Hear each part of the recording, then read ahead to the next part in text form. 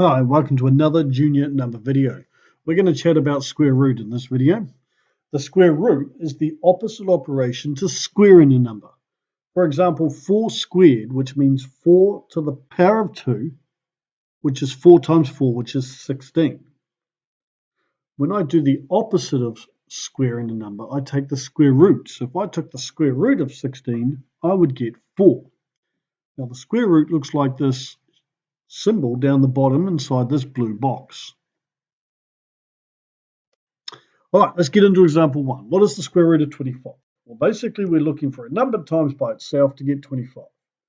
Well, the answer is 5, because 5 times 5 is 25, so the square root of 25 is 5. Right, number 2. What's the square root of 81? Now, we're looking for a number times by itself to get 81. We should, if we are correct, put a little 2 here, because that tells us a number times by itself. Two numbers, the same number, times by itself to get 81. But nobody ever writes that 2 there. So something times something's 81. Have you figured out that it's 9? 9 times 9 is 81, so the square root of 81 is 9. Right, what about the square root of 16?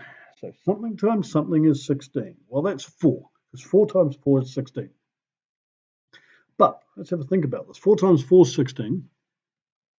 Negative 4 times negative 4 is also 16. And 2 negative, because we know 2 negatives times to get a positive. So technically we could say the square root of 16 is 4 and negative 4. Now, when we go and write square roots, all we're asking you to do is identify the principal square root, the most important, the positive number for now. So for now, we're happy for you just to write down 4. The square root of 16 is 4.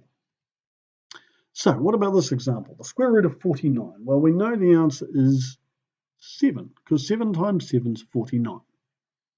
Keep in mind, though, what we just spoke about on the last example, negative 7 times negative 7 makes 49 as well.